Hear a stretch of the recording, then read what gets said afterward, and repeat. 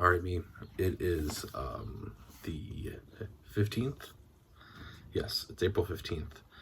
And yesterday, during substitute teaching, I read about 98% of, and then finished out basically the last two chapters just before rehearsal, and then didn't have time to film it.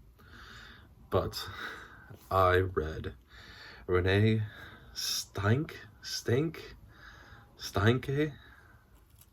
Friendswood. I really don't know how to pronounce this last name, mostly because I don't know if it is German or French origin, or any other difference there. But yeah, Friendswood. This is Rene's third book. It was also on NPR's 2014 Books to Read. So really highly praised book, which I very much agree with. I think it is a wonderful exploration through issues that plague small towns, because small towns also tend to skew conservative. Also deals with issues of that, but very specifically, it is small town Texas issues, which has its own distinct and unique flavor of things.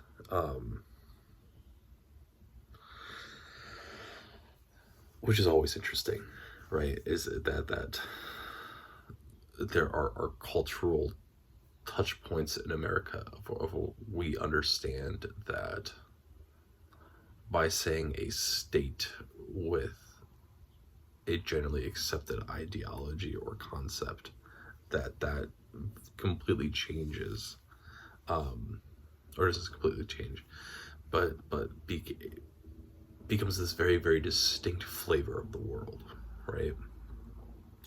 Very specifically, Friendswood is located in the stretch of land between Galveston and Houston. That is very specifically where they're looking at. And this story deals with a great deal of issues. First, it deals with ecological warfare, effectively, and ecological terrorism, and issues that plague all of America, right? Of where the testing and the protections are not truly made to protect the people, but are made to protect companies, right? And so testing is done in a very specific way, or that because if we don't inherently know if things are unsafe, they are deemed safe, right? The default answer to things is that things are safe, which then leads into these situations of, well, the EPA says it's safe, or some governing body says it's safe, but it's clearly not. But it doesn't really matter because they say it's safe, and therefore we're just going to do it. When the danger is something that has to be studied, right? Which it falls a great deal in line with a lot of larger concepts that we've seen very recently, of where we say that like, look, this deserves a further look, and the response is, well, where's the proof, or where's the evidence? And I say, look, here's the beginnings of the evidence, but this is something that needs to be studied. This is something that has to be researched, data has to be collected, and here's where we can collect the data. And the answer is just nope, because there's no historical data, and they didn't know about it 50 years ago. It's not worth our time, right? It's this very anti-intellectualism view of the world. which is terrifying, but it's also the way that most of America works.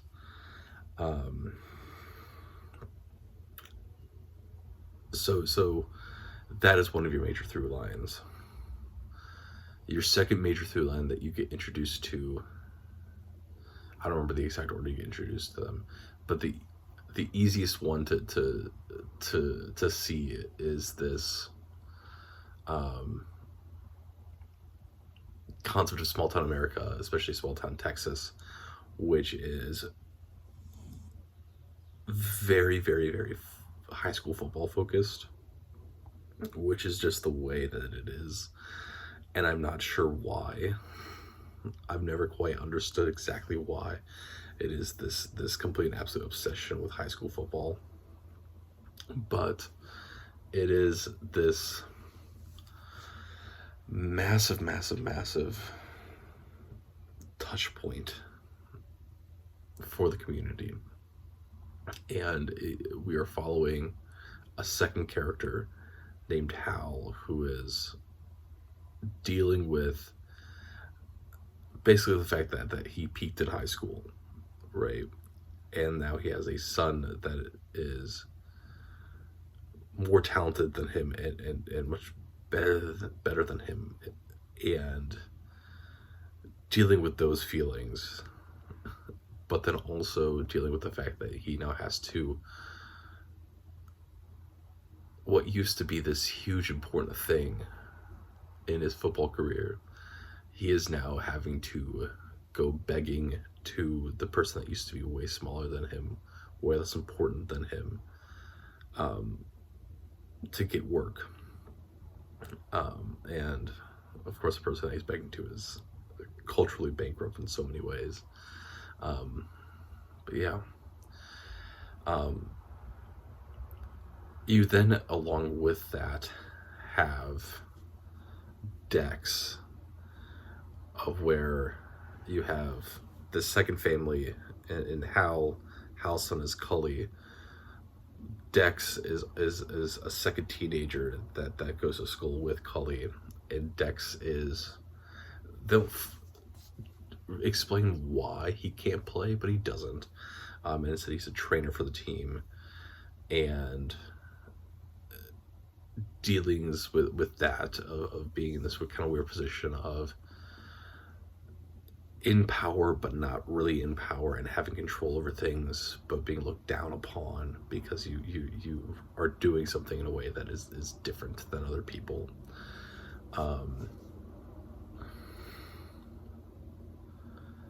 But then also dealing with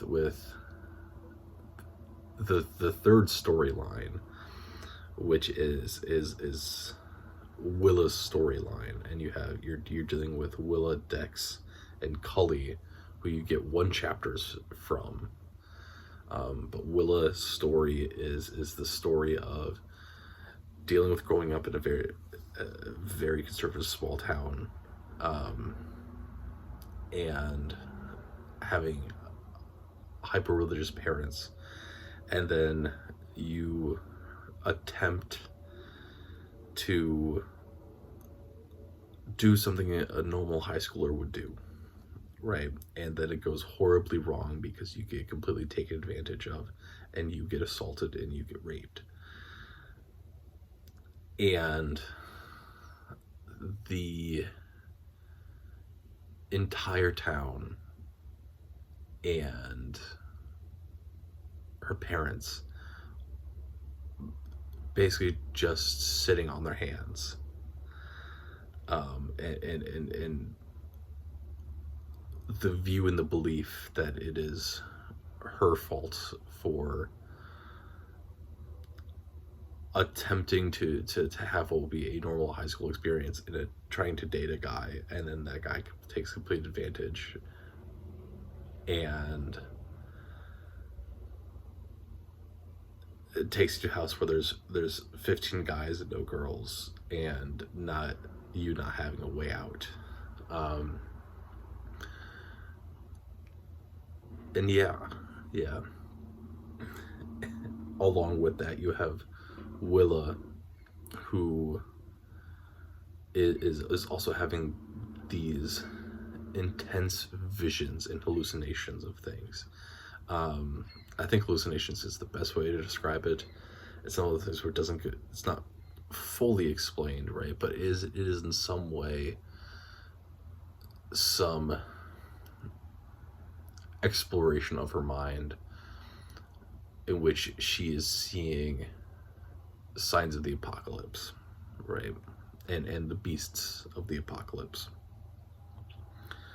And yeah. And so you have 4 storylines that are all taking on simultaneously, that all kind of head to a point. They all intersect at a specific point in the small town, and then they all fall apart again. And it is incredibly fascinating, right? Because you are trying to tell the story of an entire town. But I think it is also convoluted in a lot of ways. There are a lot of things that I think get dropped that are just why'd you even bring that up then? The biggest one I can think of is there's a point in time where we are following Dex, and part of Dex's storyline is that he is the poorest family in town in some effective way. They are living in a trailer. His mom and his sister are living in a trailer.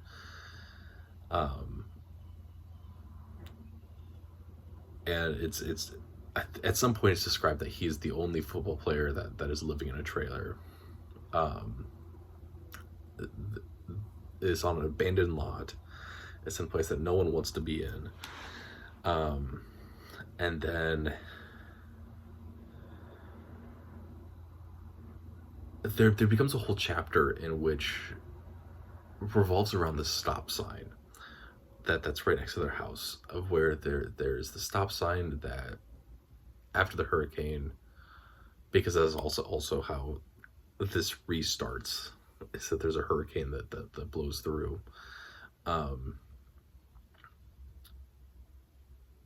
There's the stop sign that has been hit or blown over by the hurricane, and Dex's mother is calling about it to the local government, and nothing's getting done about it. While Dex is having this pretty intense moment for a 17-year-old boy of just trying to figure out what he's supposed to do,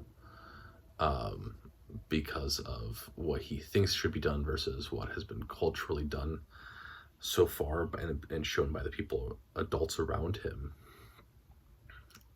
And then, right, he's thinking about the fact that there's no stop sign. There's going to be a crash.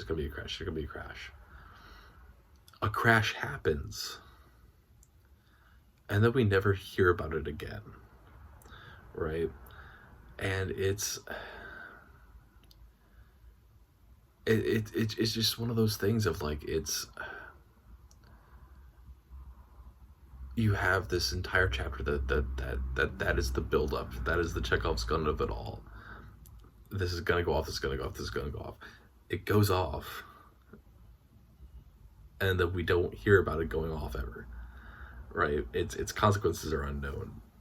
And it just, there's a lot of small things like that, of where we build to something and then we don't hear anything about it, or we don't get anything from it. And it's that is frustrating in a lot of ways, I think. Yeah. I should say, what the true storyline is, or the kind of the overall plot that you were trying to follow, right? Is that in chronological order, a decade ago, it was found that a company was dumping chemicals and toxins into this abandoned field right next to a neighborhood, and illegally dumping. And then now we're dealing with this point of where you have a hurricane that's just gone through. You have a very rich person in town who's attempted to develop the real estate that basically sits right next to these fields, and is making claims that it's now totally safe to do so. You have Lee, who is one of our main characters that we follow throughout, one of our four main ones, really four main ones, that we follow throughout, of attempting to show that it is not safe, and the reason that she's doing this is because her daughter, and eventually, as we learn, her ex-husband, developed cancer as a direct result of the toxins and the chemicals that were being dumped next to their house. During this time jump, right? This jump ahead. This is now the main plot that we are following. We then get to Willa, who is experiencing these issues of being in such a conservative and religious household, of having these hallucinations and not being able to express that this is happening, while also trying to deal with the fact that people just aren't interested in being around her. While that's happening, you then have this storyline of Dex, and who is just thinking about, oh, it's going to be another school year, it's going to be another football season that I'm just a trainer. You then have Hal, who is a real estate agent, who is trying his damnedest to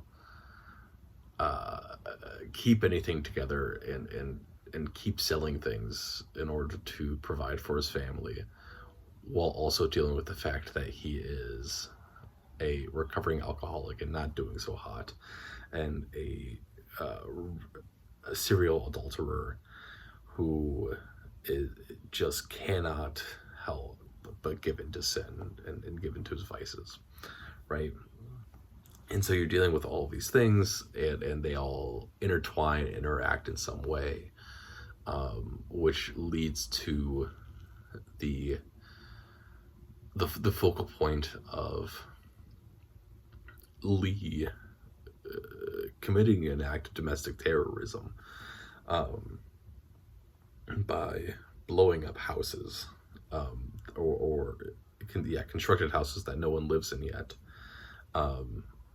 as a final push to stop the construction. The explosions end up hurting Cully, who was Hal's son, because Cully at this point has given up football and has stopped playing football and is basically doing nothing, as a result of the fact that Cully feels, quote unquote, so bad about being in the situation where he assaulted Willa. And then that all comes to a head. But it is also partially a result of Dex's pushing to get Cully to do something and admit something, and to Dex eventually going and making a police report after all this time, because no one else was. And so, like, you have all these things intertwining and hitting to a point. The problem is, I think that the way that this ends up being written in a purely chronological order ends up being a worse version of the book in a lot of ways, because you're dealing with this fact of where you are reading four families and four characters and all their distinct families, and